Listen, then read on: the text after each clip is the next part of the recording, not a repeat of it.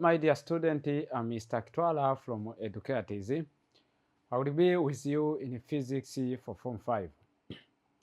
And today, my dear student, we are going to proceed with our topic of the fluid dynamics for our subtopic of Bernoulli's principles, as we tried to explain for the last sessions.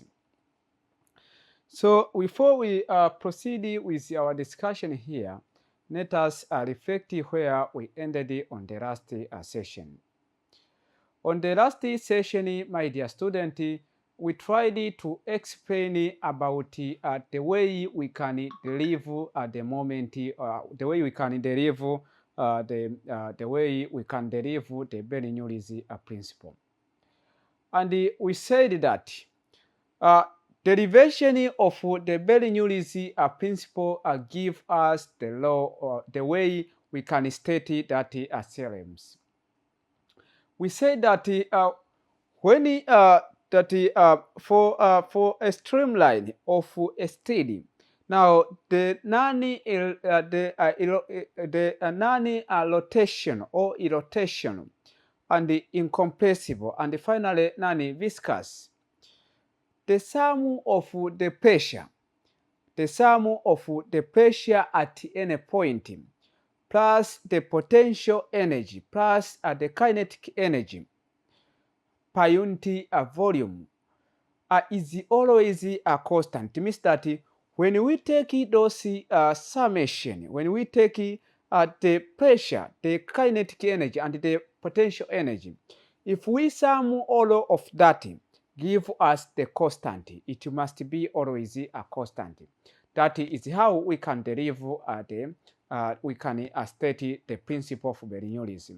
But this principle obey when this principle obey when the fluid or the liquid is rotation, is incompressible. Means that it must have the same density or is non-viscous. It means that there is no any internal interaction between the layer of the fluid or between the layer of the liquid.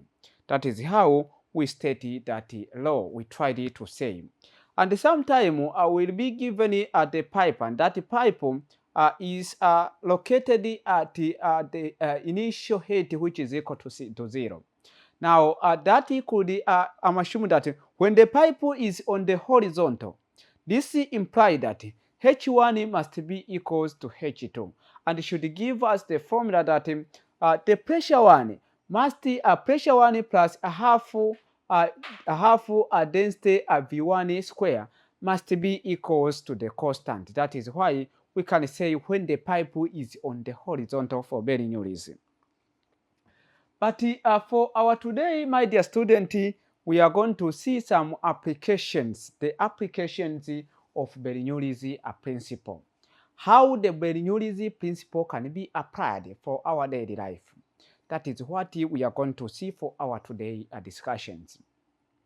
That we are going to see some relationship with the pressure, the relationship of the pressure, the relationship of the volume of the speed, and also the cross-section area. How can we apply this Bernoulli's theorems? So as we observe, my dear student, application of Bernoulli's principle, there are several applications of the Bernoulli's principle, which is will be explained in the section. So Bernoulli's principle, my dear student, contains several applications. Among of these include the flow of liquid through the tank. This is the first application. It is used when the liquid flow through the wide tank. Now, imagine we have the tank that is on the top of the building.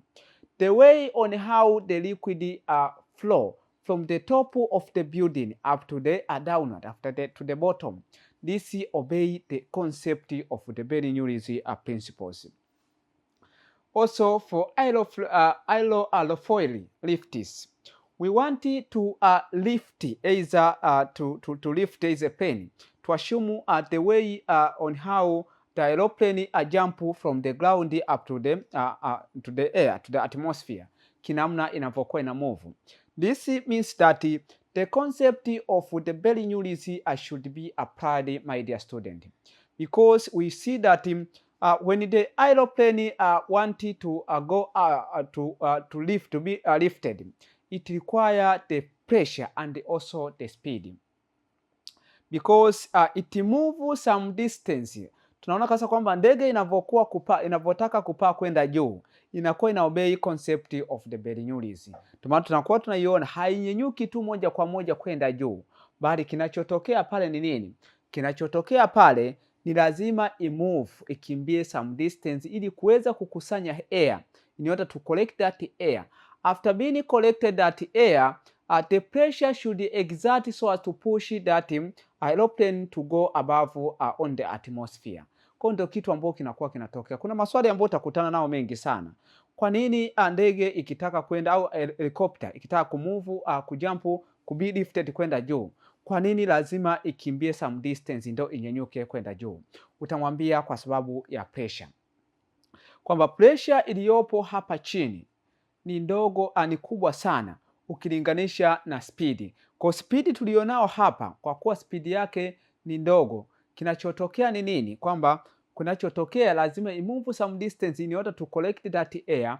After collecting that air, the pressure, my dear student, should exert so as to lift that aeroplane to go above on the atmosphere. So also on the atomizer, the venturometer, we shall go and see about this venturometer. Also on the atomizer or sprayer, this also obey the concept of the Bernoullis. Hii hapa tunaona spray inavyokuwa ina take place, kwamba spray inakuwa inatoka sehemu ambayo ipo nyingi, lakini inaenda sehemu ambako hamna spray. Kwa ili iweze kutoka kwenye lile kopo la spray, inachotokea ni nini? We must apply the pressure, we must apply the force.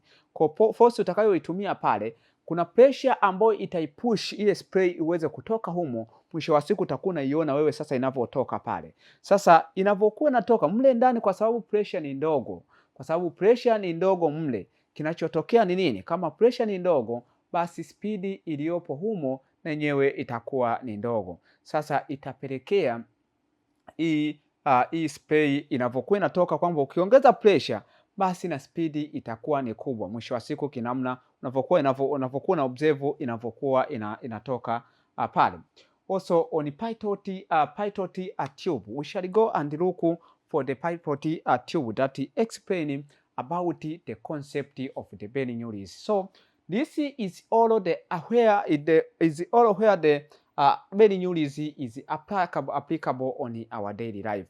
We use the concept of the Bernoullis, my dear student, but we didn't know that this is